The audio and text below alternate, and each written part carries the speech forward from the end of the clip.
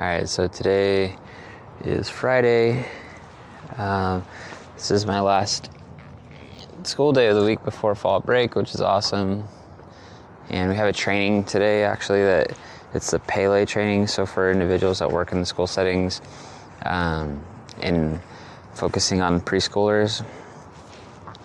There's this program that's used as like a method of being more inclusive for all, especially those with special needs. Big emphasis as well on like autism. Essentially, there's a variety of different things that it talks about, but it's a good program. Helps teachers and classroom staff to like organize their classrooms. Let's see, where should I put this phone thing? Maybe we'll move the light over. I'll put my phone here.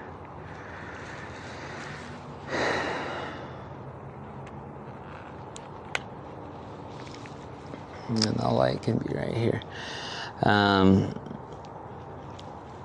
So I have Peter with me again today, waking up throughout the night. He usually right now has been going to bed really well, but he doesn't stay asleep very long.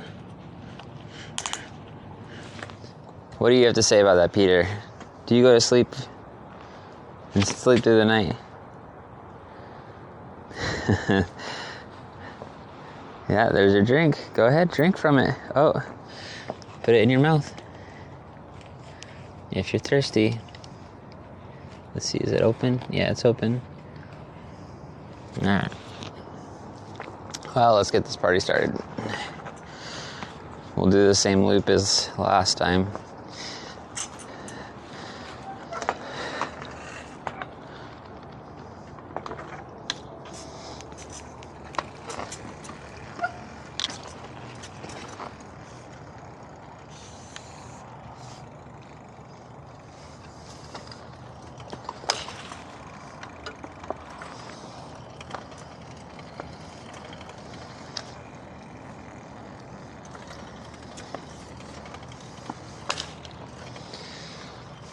All right.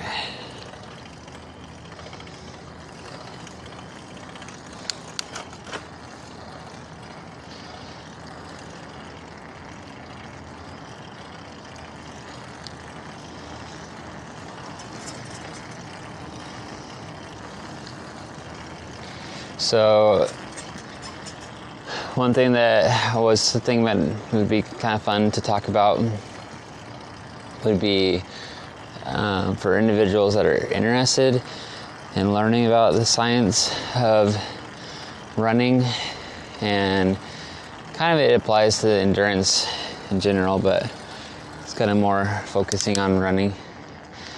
I could go through that type of stuff today.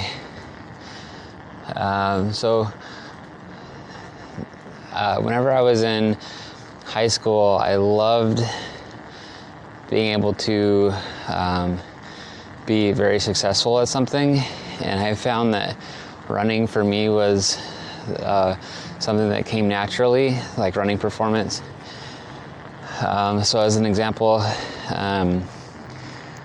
when I was, a sophomore, I was trying out for the basketball team, and I was not the tallest guy, and frankly not the fastest or, athletically skilled for basketball.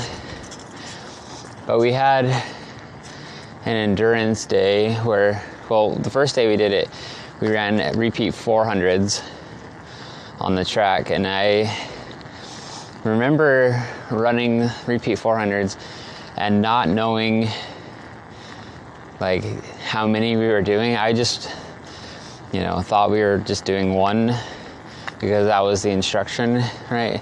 Run around this lap for one time as fast as you can. So when I did it, I ran like really just like on a modest pace, I guess, for like a typical high school kid. I mean, it's like kind of quick. It showed a lot of effort, but it wasn't like amazing. It was about 60 seconds. And then I realized that I was ahead of the rest of my classmates, and then started competing with the rest of the basketball team. And then if I remember right, I think we did 400s that day. So after I finished and realized, oh crap, like we still have a bunch more of these, I did my best to like put on a straight poker face and try my best, and it actually worked out that I was able to run right around 60 or 61, right around that threshold each time for about the 400s. So that was kind of my first, I guess, workout to identify that, like, man, I might be pretty good at this, because a lot of the other people on the basketball team couldn't keep up, and maybe I think it was like the last one that they were able to kind of keep up, but overall, like, I felt like I outworked, I don't know how many people were there, probably like 20 people, 25 maybe, in the basketball tryouts. And then that was just like for 400 meters. Now, a couple of weeks after that, the basketball team decides to run a 5K loop. This is at Westwood High School, so 5K loop, and like then the magic starts happening, right? So I'm this sophomore kid. I had run a little bit of cross country in like what would that be, 9th grade at my junior high, where at Stapley they have basically it's like the freshman year, but it's like this middle school type program over there in Mesa. So you still go to like junior high, and if like for whatever reason you're like a phenom, then you can go and get picked up by a high school. But it's kind of an interesting setup. Like out here, for example, like they don't do that. They do, you start your freshman year in high school. But regardless, so they decided to do 5Ks, like a 5K loop. And I absolutely destroy everyone on the team. Like, again, I had a little bit of cross country in my 9th grade year where we just ran a 2-mile, but it had been like, I didn't do anything my freshman year as far as running. And then me and my friends would go on bike rides for a while, normally doing this loop of about 20 miles or so, where we'd go 10 miles down to the river, swim around, and then come back at 10 miles, which we thought was awesome at the time. At least I thought it was awesome. But it actually wasn't. I mean, it's not that long when you compare to like a lot of cyclists and things, but we thought we were cool. And I mean, for comparison to other kids our age, like it was a pretty decent aerobic type strenuous workout. Right, there's kind of a steep hill that like we always tried to go up without stopping, and different things like that. So that was a good stimuli for helping us develop ourselves cardiovascularly. But regardless, so we get out on this 5K, and like when I say like I destroyed the team, this is one of my prouder moments. It was a good, if I had to guess, I think it's like 3 to 4 minutes ahead of everyone. So if I had to ballpark it, right, let's say I ran maybe a 17 and a half, or, you know, even if I ran an 18, then all the other people, like the next person was running like a 21 and a half or 22 minute 5K, which is kind of a respectable effort, right, at practice. But yeah, I just really wanted to be on that basketball team and really wanted to like find something I was good at. I think it was the competitive nature in myself, because my older brother was able to, you know, be on the football team and on the basketball team. And so I wanted to find something I was good at, and just like be a part of a sport too. Ultimately, like this happened a couple times. The next time after that, the distance was even further. And like the first time, he was kind of like unaware that like, you know, I was gonna push it that hard, and no one knew about my endurance, including myself, really. But I'm a sophomore, and I'm competing. And this isn't even just tryouts. We actually had the team, so a lot of members on the team that were not in other sports competing too, like running the 5K with me. So I'm running against like seniors who have a lot of pride in training hard. So it was really rewarding to be able to be so successful with that. Ultimately, I was cut.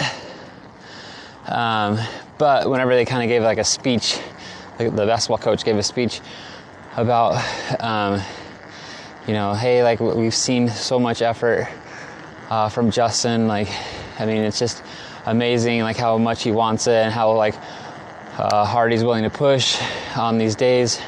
We really appreciate him on that. So I felt good. I felt like that verbal like praise in front of my peers was really reassuring at the time. So whenever I work with kids, I try to like let them know verbally that of the great things that they're able to do too, because it can mean a lot. But it was kind of nice later on. Again, I had no like interest really in track or cross country, but in fact didn't even run. Let's see. Yeah, like all of my junior year, I didn't even run. But then, my sophomore year. So I didn't compete. And then in my junior year, at the beginning of my junior year, the basketball coach went over to the cross country coach and said, hey, I have someone that might be pretty good for your team. And I was training with the basketball team again, you know, had my hopes and dreams of being in the basketball team, just because like I love basketball, to be honest. Like it's just like a really fun sport. But so the basketball coach, his name was Coach Ide. So he went to my future coach, like Coach Castelli, Phil Castelli, and said, hey, I have a guy for you. And I remember running some more of those 5Ks and different training runs and being ahead of everyone.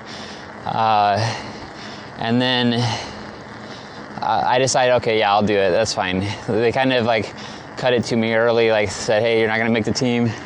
I was able to compete in like some summer program basketball between my, sophomore year and junior year. But then that was kind of the end of that. But it was really cool. So both like our inner squad meet and our first race, and this is my memory,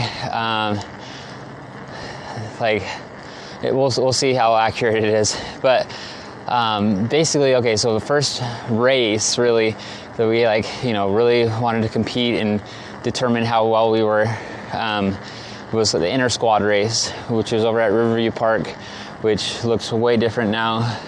It used to all just be a big park with fields all around it, and now it's like a whole shopping center. But I ran that and was able to get first for Westwood on the inter squad. So, you know, we had a team who had been training multiple years in high school, and I showed up, and on the first inter squad day, like, pushed the pace and was able to get first. And I remember doing that, and then also on the first race, if I'm not mistaken, the first actual race versus other schools, doing the same thing. And I can't remember if it was inter squad or if it was the first race against the school, but I remember being done with the race, coming back to the gym, and the basketball coach was there and looked at me and was like, "Hey, like, how'd it go?" Like, you know, kind of like being supportive, but not thinking that I probably did it that well, you know, versus other runners, because I had not really been doing it as much, you know, for years, for example. But yeah, I was happy to report, like, oh yeah, I got first. And I think the distance was only like a 3-mile course. But I was able to, if I remember right, ran a 16:32 on the 3-mile course. But it was cross country, so it was like a lot of grass. Like, it wasn't necessarily the fastest thing to run on.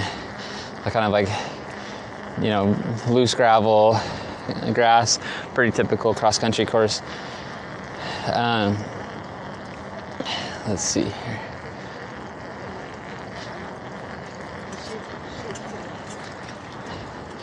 So let's see, what else?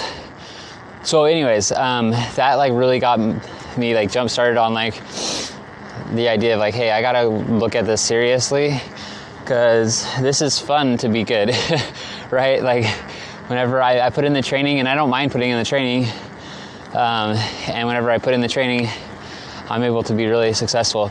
Now, my first year, my junior year, there were a couple different people that caught up, you know, specifically Ted Brimley, Matt Peterson, and we had a core of a bunch of other, Carlos Hernandez, a core of lots of different people. I can't remember if Adam Brown, I think he ran that junior year too, yeah. So we had a bunch of people that were really good. I didn't really maintain that the best. I remember maintaining about half of the year, maybe, like being really competitive. But then I got passed by a couple of people on my team, and I remember Ted was like crowned the MVP for my junior year. Then I was able to run my first year in track, which was kind of fun. I like even to this day like feel bad because I was able to run like decent times for the 800 meter. Like I was able to be a part of a squad that went to state, but my time was like the slowest for the rest of the team.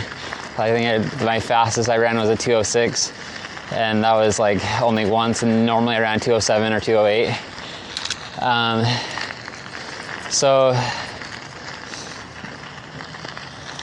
And then I guess why I feel bad about it is because like at state, I was going into like a lot of wind in Casa Grande, and ran a terrible time, and I was the opening leg. So I ran 2:15 on my first leg for that relay, and we just died. Like I choked. So I have a lot of regret about that. I feel bad. And that was like actually the only time that I ran at state for track, because whenever and I'm getting ahead of myself for cross country, but I did really well in cross country my senior year. We had some amazing races. I got up to, I think I was 17th. Was it 17th? I think 17th at, against all the 5A schools at Doug Conley. But back then they had Doug Conley that competed against all schools, right? Like, so we had, you know, the 3A schools, the 4A schools, we were a 5A school. And we were ranked 5th going in as a team because the meet before Doug Conley, we had gone down to Tucson and there was an invite with 31 different schools and we got like 70 points and like the next team got like 170. So we were feeling really good about ourselves. By the way, the winner of that race was Kenny Cormier, who ended up winning Nike Nationals, so like #1 fastest runner in the nation, who I wasn't even close to. Like I think he beat me by like 2 minutes, but that was kind of fun.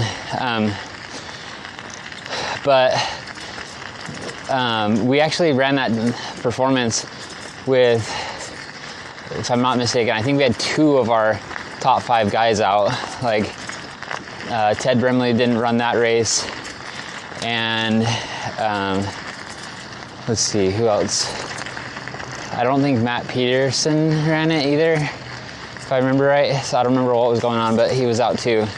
So yeah, it was a good performance that we were able to get that with 2 of our top 5 guys out.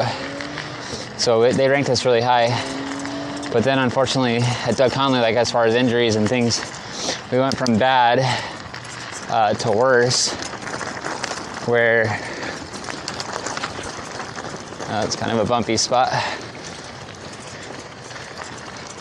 Hold on, let me power through this real quick. Come on, baby.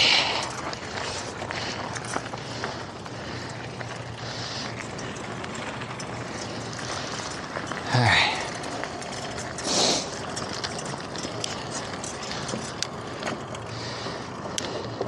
But anyways, that's not necessarily the purpose of what I wanted to cover today. It wasn't necessarily the cross-country season, but to summarize, we did really well in cross-country. Not as good as we had as expectations for ourselves. Like there was a couple rivals, like specifically there was a rival, Horizon, who I felt like we could have beat. And one thing that was kind of like a statement of pride for us was that we beat every single 5A team, you know, whether it was in a dual meet or in an invitational, with the exception of Mountain View, Mesa Mountain View, who we like barely lost to at the Ojo Rojo invitation.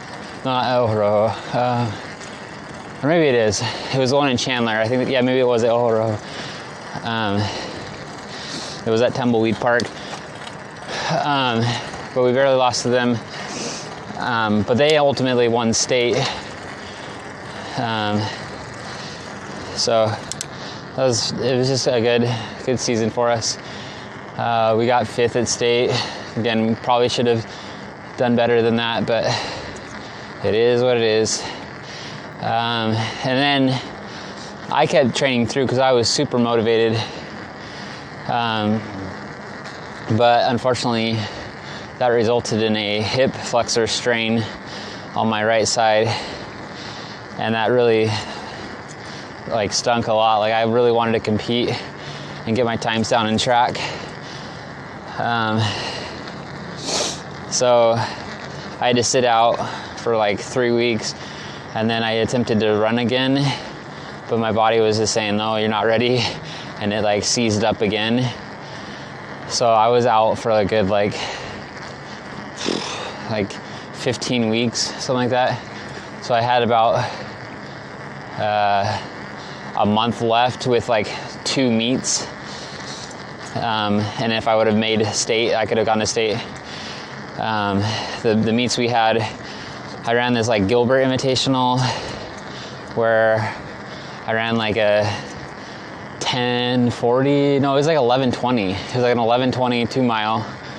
And I was like, just getting back to racing after being out. And then after that invitational,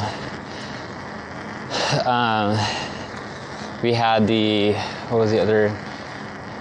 Tribune Invitational, which was the one that was held out Westwood. And that was a really fun one because I had already signed with Gateway Community College with Eamon. And maybe I should scoot over here. There's a bike lane over here. I'll go over here. And so I'd already kind of signed. I was super motivated. That was part of the reason I think why I got injured, is because I kept training through, because I knew that I was going to go to college to run, and I was just ecstatic. But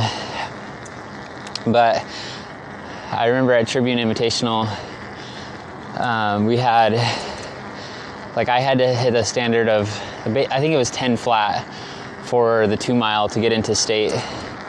And again, I just ran 11:20, but the coaching staff and myself, we knew that was just a shell of what I could do. So my goal, because Matt Peterson had already qualified for state, my goal was to stick with him and he would lead me through at 10 minutes. And he had done that consistently in invitationals and in dual meets. He was running under 10. So that's what I did. I stuck with him, and basically, unfortunately, even though I ran a 10:08 in the 2-mile, the last lap, the bell lap, it was very clear that we were running behind pace. So I ended up passing him and beating him in the race, but my hope of going to state never happened. So anyways, that was just kind of an interesting memory, but it was fun. I was very ecstatic, even though I didn't get the 10 flat or lower. I was able to run a good time. I hadn't really done that type of time before, so I was happy to run 10:08 in front of my coach, my future coach.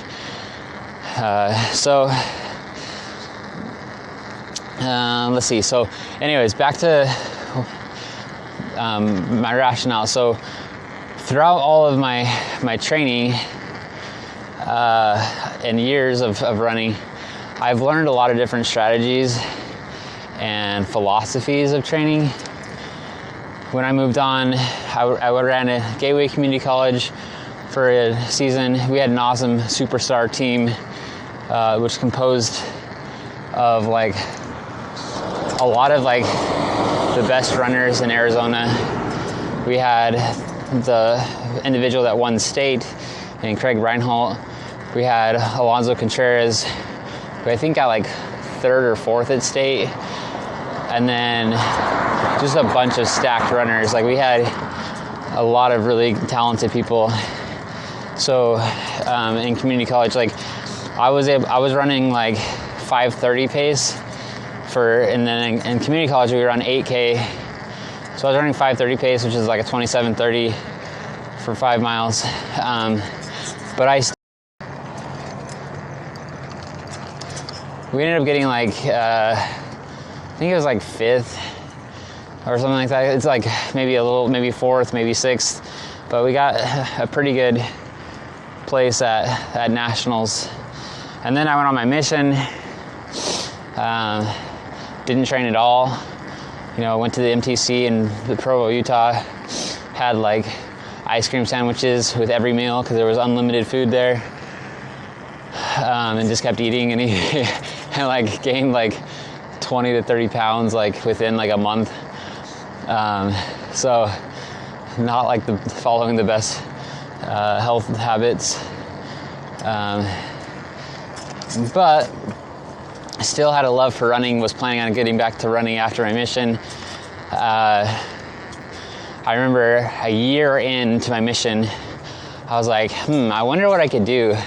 Like, I haven't been training at all, and like we would walk around, but I didn't have like a bike or anything. We were never like really training or doing anything consistent.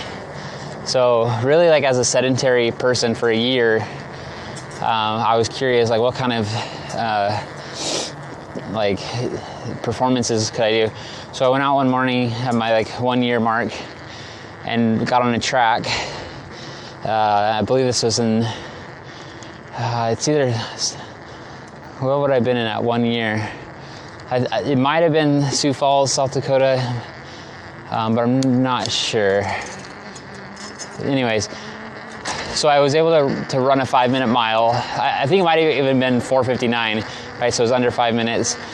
So that just really like is a testament of like, if you train for a long time, many seasons, and put in the work, like biomechanically, those adaptations that you have, they kind of stay with you for a long time. So that was kind of fun to see. Good morning.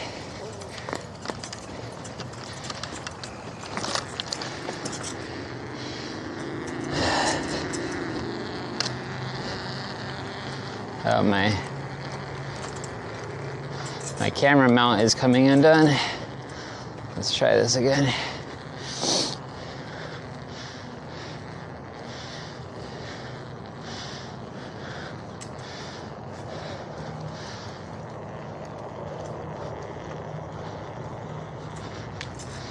So anyways, so that was kind of fun. And then,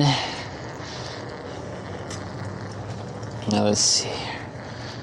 You know, I could probably bring this over for a second. Let's just loosen this, go out to the side.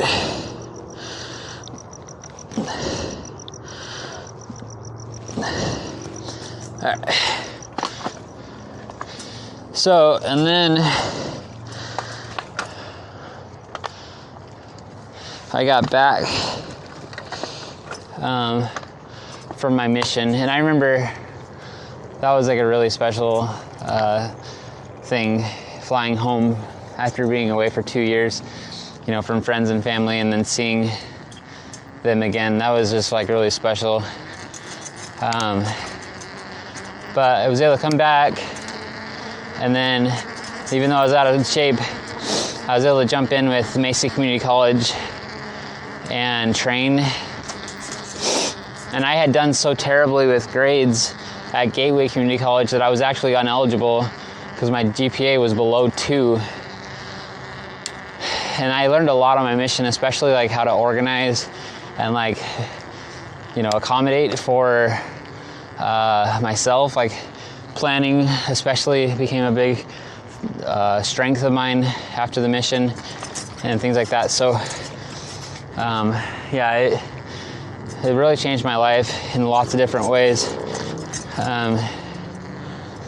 So anyways, was able to come back, trained, and it was actually a blessing to be able to have a year to like be a red shirt, I guess, like to train with the team and even compete in some of the races, but not officially be a part of the team.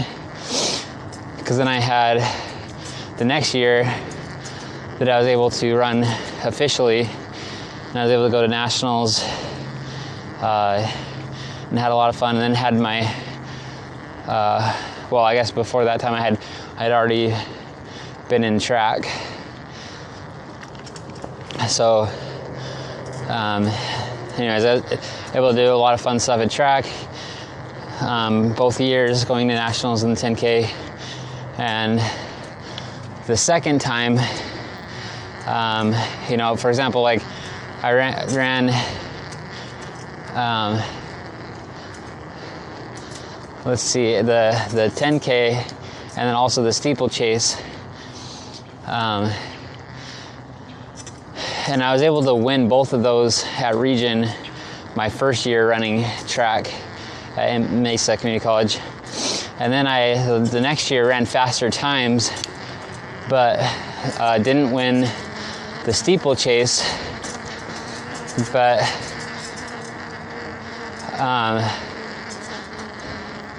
had a lot of fun, and at nationals was able to actually score a point at nationals in the steeplechase. And for those of you that don't know what that means, like, it can be challenging to go to nationals by itself, but then to score points for a team at nationals, like that was like that was a goal for myself, and I was able to achieve that, and that was just amazing. Another goal that I had that was amazing, I thought at the time, was I really wanted to run 25 minutes, in the 25-minute range for the 8K. Whenever I first ran for community college, I just was like amazed that people could do that. Just like local people were running low 5-minute mile type times for 5 miles. I thought that was awesome, and I was motivated to go after that, and was able to achieve that when I was at BYU Hawaii. So I was able to run 25:36 at our conference meet my senior year. And then for my 10K, I was able to run in the 32-minute range, which is a decent time. And those are the times that I have as a standard now, right? My goal is to PR again. And we don't get as many options in the 8K, so I don't really have that as a main goal, though that would be awesome if I could break that. But there are a lot of opportunities to run 1 miles, 5Ks, and 10Ks, so that's what I'm going to go for. I'm going to go to PR in each of those again, and I have different rewards if I can do that. So we'll see how this goes. I have made a lot of headway on this. So my PR right now, I think that maybe some of my easier PRs might be the 1 mile and the 5K. And the reason I say that is because with my history, you guys know, like, I was out a lot my senior year. My 1 mile PRs from my junior year in high school. We never had track at BYU Hawaii. So my 1 mile time of 4:44 and my 5K time of 16:06, I feel are definitely attainable, like within the next year. And then the 10K, 32:47. That one's going to be a more challenging effort, but definitely attainable if I just continue to put in the work. So, that's kind of where we're at with that. So,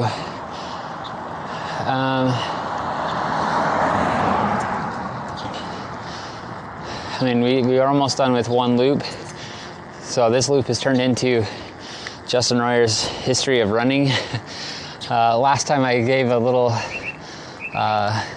discussion in the bike ride, it was kind of more about what I've been doing recently on my training. How you doing back there, buddy? You doing good? So this was kind of more of an expansive history. Maybe the second loop, what I'll do is I'll talk about the science of running. For those of you that are interested in that, if anyone is even listening, probably not many people are listening, other than maybe I'll store this so I can listen to myself when I'm an old person, and maybe my kids and grandkids could see. For example, Peter can see when he's older, like his morning whenever he was in the baby trailer with Dad. So that might mean something to him. But let's talk about training. So got really into training at Mesa Community College when I was there. Jeff Messer is an amazing coach, an amazing professor. And so he really motivated me to like understand and go after the science of running to improve performance. And so let's start with if you're a distance runner, you want to make sure you have some type of plan, right? You can't just go off of like what everyone else is doing, because what works for some people might work for you, but it might not as well. So let's have structure to a plan, a training program, and look at what the research shows. So we need to understand like the big physiological determinants of success in distance running. So let's like kind of call those out. So there's 3 of them. So the first one is going to be your aerobic capacity, or like your VO2 max, your ability to take in oxygen from the atmosphere and then insert it into your blood through your lungs, so that you can, perform oxidative phosphorylation, or essentially aerobic metabolism. Because the benefits of that are that you don't have waste products other than like kind of CO2 that gets excreted out as you breathe out, right? So that's the most efficient way of training and working aerobically, or just working like for endurance stuff, is through aerobic gains. And then like if you're doing like shorter events, then you can tap into short bursts, which would be the glycolytic energy system. And then like if you're a sprinter, you can just use for a couple seconds the different immediate energy stores. But essentially, if you're an endurance athlete, then we got to focus on endurance development through aerobic training. And so that's the first part, and we can go into a little bit more detail in a minute, but I just wanted to throw out the other 2 terms. So we have your aerobic base, your aerobic component, and then at those times in the races, whenever it turns into a more anaerobic component, there's definitely something to the effect of working through pain. You have a development of hydrogen ions, which is an accumulation of lactate, and then it turns into lactic acid. So that can be good and it can be bad. It just depends on how you're training and working through that. So what I think of it is fractional utilization of your VO2 max. So like whatever your VO2 max is, or your aerobic aerobic value, like at what fraction are you able to sustain that? So a lot of times people call it lactate threshold or things like that, but really we're talking about sustaining the highest level of your aerobic power. And then the last component is running economy. So when you're running, are you efficient? Are you wasting a lot of energy? Or are you being like a gazelle, right? Just able to run fast, have a large aerobic capacity, and efficiently move. So going back to the aerobic power, so physically, like what we're looking at when we're thinking about aerobic power and like one's VO2 max, is the most important thing is going to be the heart kind of size, especially the left ventricle. So, and how we kind of would calculate that would be the stroke volume. So every time that muscle, that huge muscle that's developing as an aerobic athlete, each time that it contracts and pushes blood, from the left atrium to the left ventricle, then to the pulmonary network, and it comes back to that left atrium and then down to the left ventricle.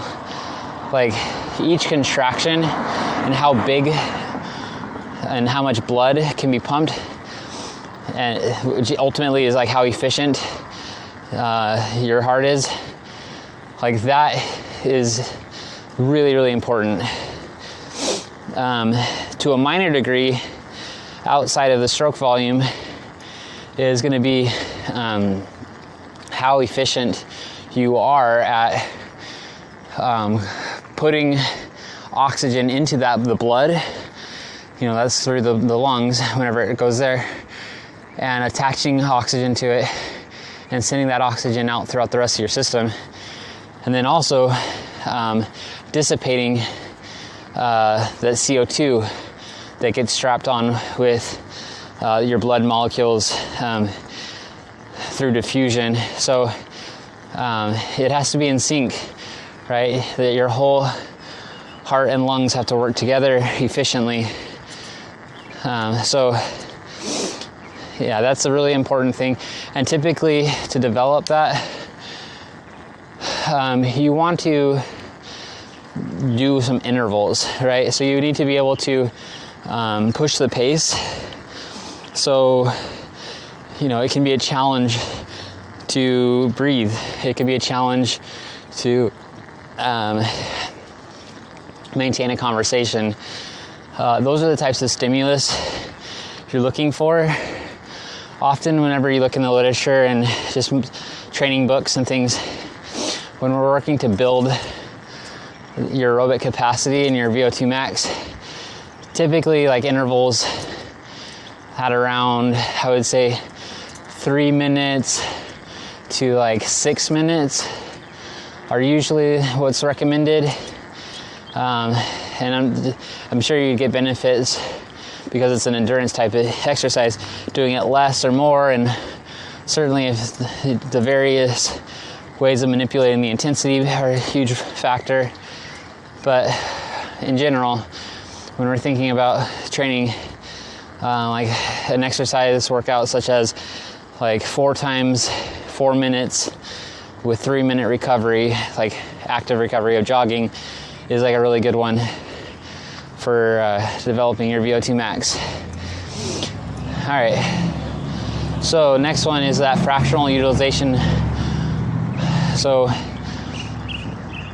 it's important to realize like your heart uses lactate as an energy source. So when things start to get challenging in distance running and endurance in general, that's the type of mindset I think is healthy to have. It's not that, I'm cramping up and I'm seizing up and there's this dangerous lactate that's going throughout my body. Like, be aware, like, our bodies have developed for, a long, long time, and they're used to different fatigue and stimuli and can adapt. So the heart can utilize lactate as an energy source. And so that's kind of how, when you're training and you're doing workouts, and especially even difficult workouts, you're able to kind of develop trust throughout your body and say, hey, like, I've been here before, I can do this, and you can push the pace. And essentially, like, the harder you push, the more lactate will be present to feed your heart. Obviously, it's challenging to push the pace for a long time because the oxygen demands become so high that it can't even be fulfilled. And you have to start, feeding your heart or your performance through the glycolytic system and like anaerobic metabolism. So that's important to realize. But some ways that you can like build that I've found useful is like hill training. Hill training can be really good. I mean, it's really good for your cardiovascularly wise too. Like, cause sometimes it's hard to find exercises that can tax your heart rate to get it really to a high level. And hill training can do that. But being in a hill like circuit or hill course, your muscles are working really hard. So that's a good way, I feel like, that, I mean, sometimes you have ups and downs with hill training, so you have a little bit of recovery, but generally when you're going up the hill for a long amount of time, your body will kind of adapt and just use those anaerobic systems more. And then the last one is the running economy. So, I mean, this makes sense, right? So if you're 300 pounds and you have lots of weight on the end of your leg or the end of your arm or general, like, you're not gonna be very efficient with your movement, as opposed to, let's say you're 120 pounds and you're just like skin and bones, and like you don't want to be too skinny as a distance runner, but as far as like efficiency's sake, let's say you had one person that's 120 and the other person's 300, like it's basically like having someone jump on your back and then run a race. Like, it's way too much. Like there's too much force required just to like run like 50 feet.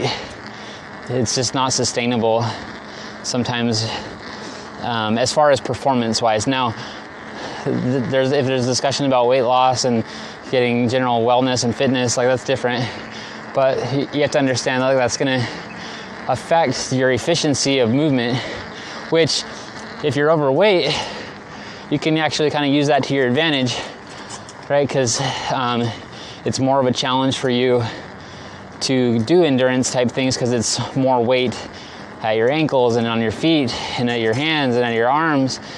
So you'll actually be able to burn more calories if you can stay consistent. A 45-minute run for a 300-pound person would burn significantly more calories because there's a lot more work than a 45-minute run for a very skinny person. But regardless, as a distance runner, and I talked about this a little bit last time, the best performances, it varies per event, and as you get more into sprinting, it's, you can have more muscle on you, but you need to be like very lean, right? So if you're a distance runner, marathoner, like you're looking at like BMIs of like 19, 20, 21. Like, I think that the healthy range, the end of the healthy range, as far as what's considered like too skinny, is that 18.5. So you wouldn't want to go below that because you need to have fat for vitamins and different aspects. But yeah, you don't want to have too much weight. But weight is just one thing. Another thing that we can look at with efficiency is your motor planning and your movement quality, right? So I know plyometrics are a big thing. So the idea with that is that you can modify your, I think it's a amortization zone, or essentially like your ability to press down on the ground with contact and then get off the ground as soon as possible. So it's switching from your like eccentric to concentric to eccentric, like to make those switches with your muscle fibers as quickly and as efficiently as possible in an effort to create a lot of force, but very briefly. And like, I know it's been interesting in the running literature, like people debate that, but it's very clear, right? Sprinters, when you look at their like ground contact times, are really minimal. And then essentially there's no secret there. So if you want to be a good distance runner, you also should have decreased ground contact time. The fear, I guess, why some people have reservation is that it might lead to increased injury risk. And to that, I would say, you know, you want to train potentially like with various, you know, you want to have lots of cushion and, you know, not run on concrete or the road every single time. But also like switching up the paces can be helpful. So like including warm-ups and cool-downs.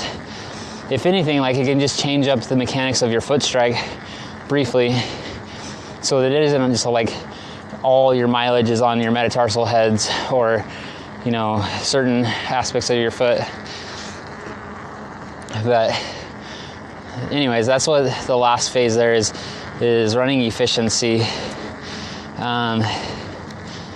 And that can make a big difference. Like you can compensate if you don't have that good of a VO2 max, but you're very efficient. I remember doing a comparison whenever I was doing my Optimizing Endurance Performance book, and it was comparing Steve Prefontaine with Frank Shorter, and they both had really similar 10K performances.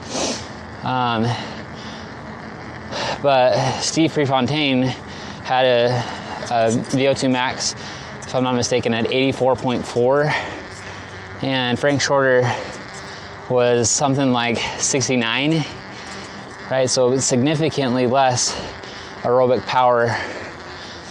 But Frank Shorter had,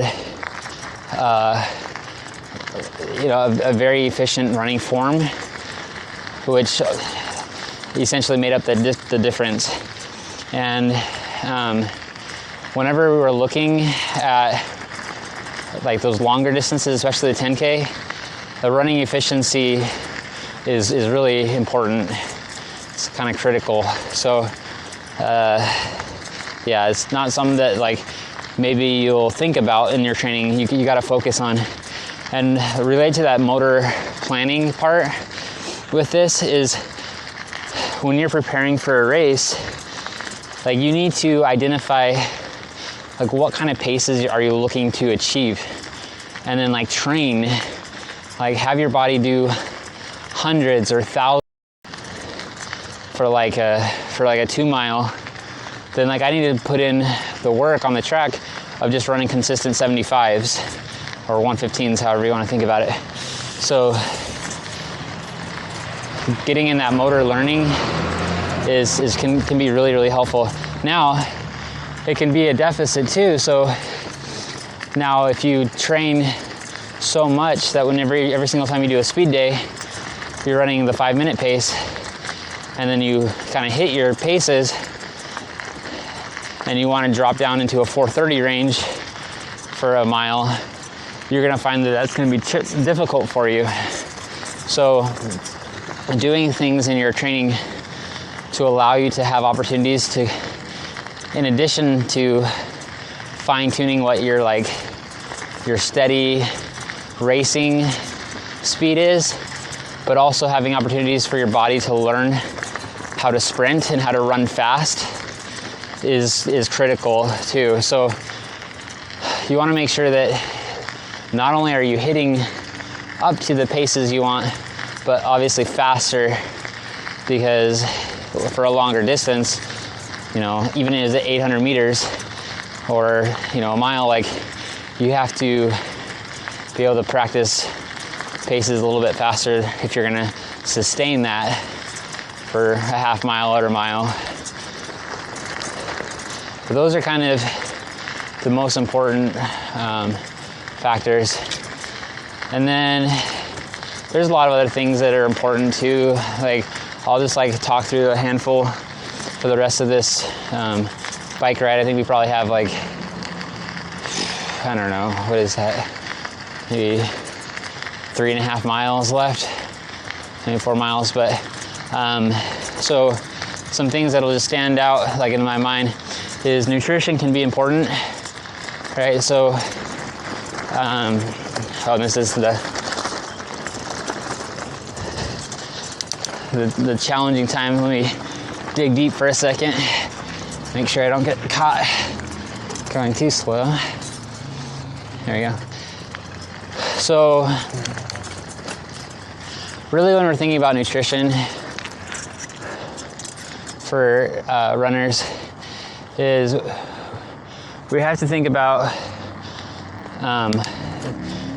your whole lifestyle, but sometimes it's difficult, like, okay, where do I start? So let's start with after you're done with your exercise. Like, let's say you just ran repeat miles, and you cool down and everything. Like, that is the most important time to have nutritional recovery.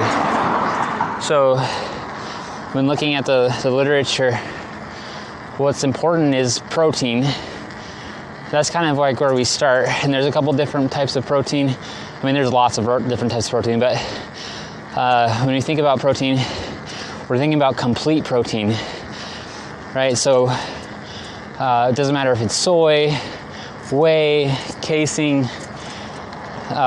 Whenever we're thinking about bringing protein into our body, a complete protein consists of all the different amino acids, and collectively, it looks like there's a car, so I'm gonna go over here to this bike lane.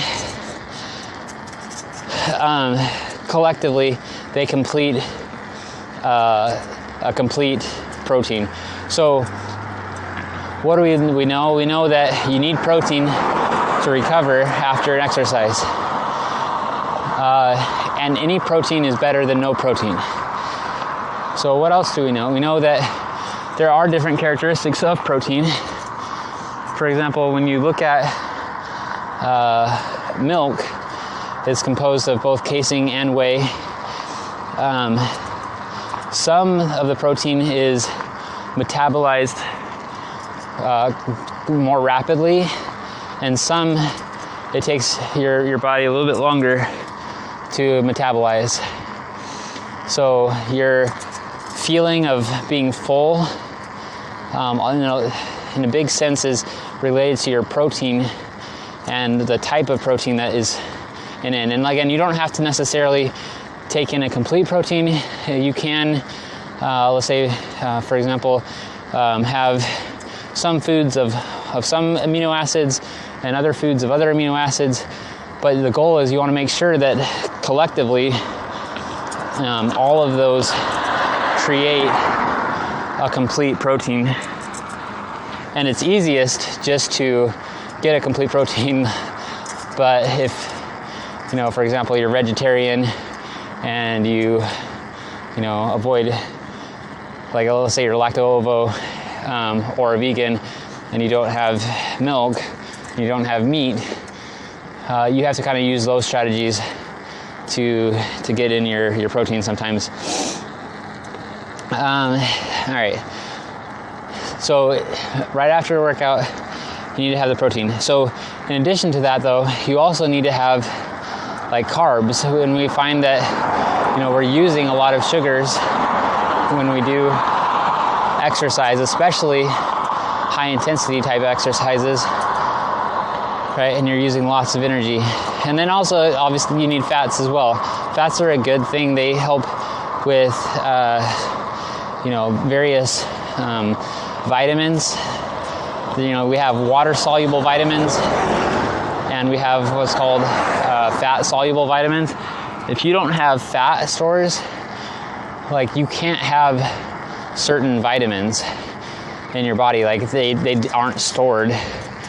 So you'd have to either just daily take supplements, but even if you're taking supplements, they're not going to be able to be stored anywhere if you don't have enough fat. So that can create health problems. I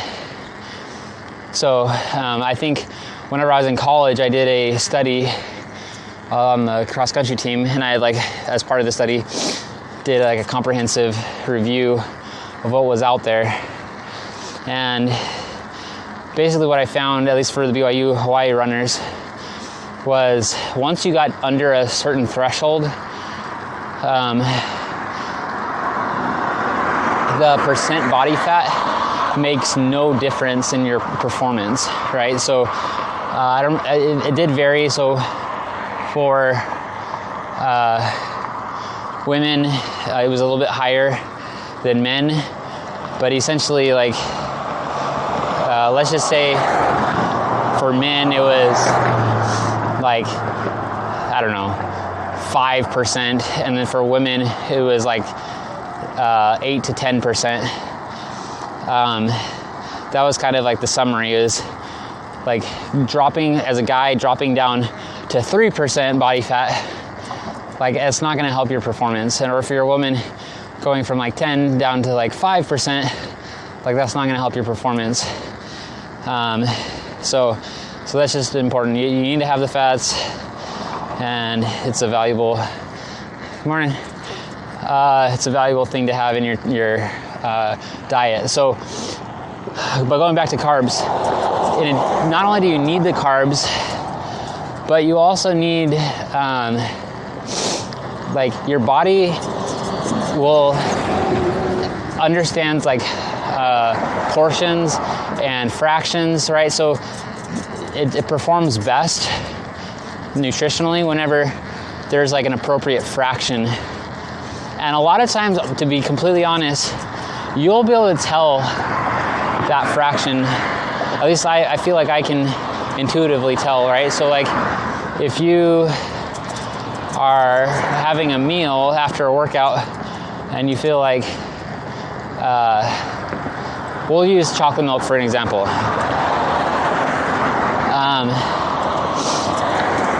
So chocolate milk has been identified as a recovery drink that has been really like awesome, because it has both the whey encasing, and then there's the benefits of cocoa, having the anti-inflammatory, and then like there's so many vitamins and minerals inside of milk, like the calcium, vitamin D, all these different things. So milk is really good. So, but let's say you're making your own, right? If you take milk and then you stick like one drip of chocolate, like it's not gonna really taste like that good, right? Like let's say like the perfect mix of chocolate and milk, so your chocolate milk is like your gold standard for taste. But then if you like flip over your chocolate bottle and then just like squeeze it out and put like, you know, so much, like half of it is full of chocolate, like your body's gonna be like, ugh, like that's gross. Like, but like there's gonna be a sweet spot, right, where you have just a certain number of you know, grams or whatever of chocolate mixed with, you know, the certain number of grams and volume of milk, and it's like, oh yeah, that's like really good. So like our body like intuitively does that. And so it recognizes there is this like kind of more ideal fraction where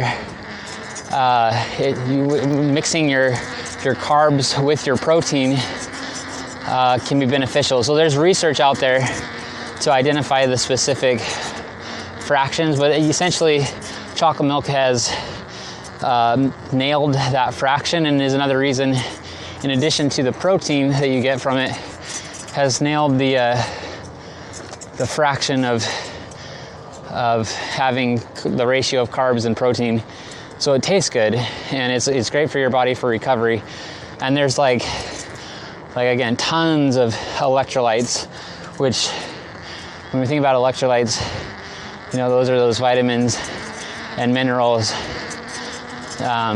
So it doesn't necessarily have to mean that you get the Gatorade out, though I'm a big fan of Gatorade, but just milk by itself has lots of those things. So that's really important. And for myself, like I've been just getting like chocolate milk over at Costco. It's the ones that you don't have to refrigerate, so you can just take them with you no matter where you are. You just leave them in the car or your backpack is during training. And typically what I'll do is I'll have 1 or 2 of those after every single workout.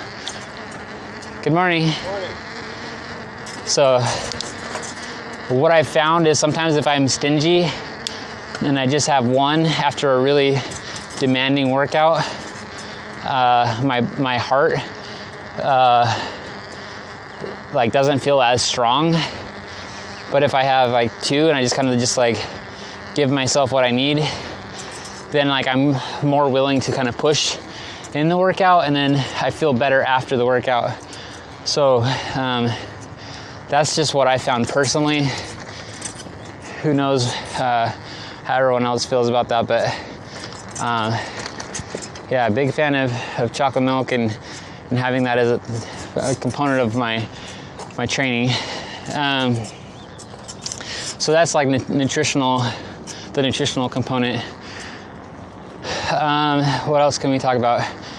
I think sleep hygiene is a good topic. I think people don't take this serious enough. So I remember when I was like kind of really motivated to lose different, scales, that I was really focusing on training, and then as a result of training, I would be able to, lose some weight.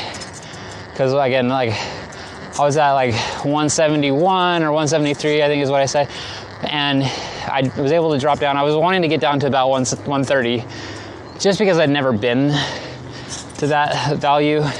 And there is some research to show, going along with that running economy thing, that if you're kind of at that, essentially as you drop weight, your running performance should increase.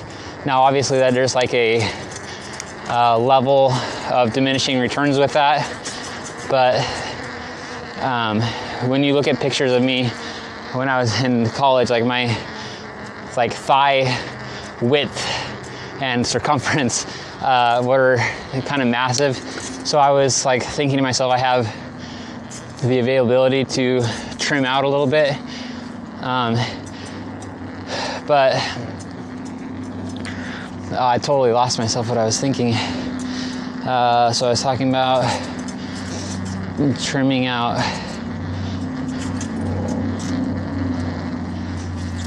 Well, I forgot what I was even talking about related to losing weight. Oh, and then that was your body economy, your efficiency.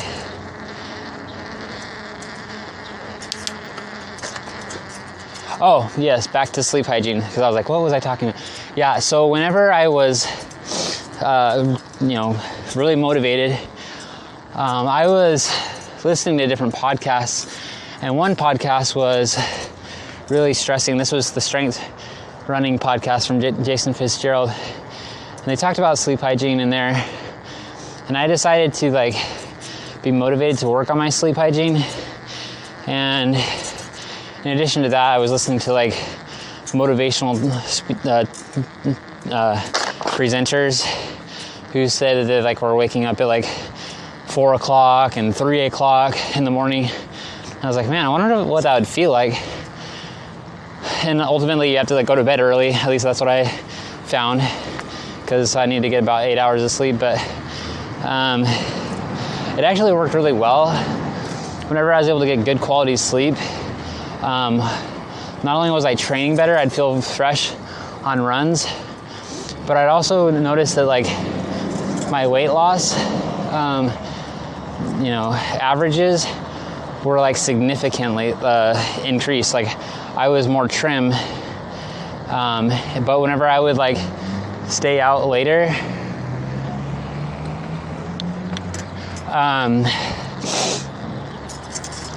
and things like that, and not go to sleep, early, and I would struggle to wake up. You know, like my alarm clock was waking me up. I wasn't just waking up naturally. What I was finding was that I was keeping on the weight.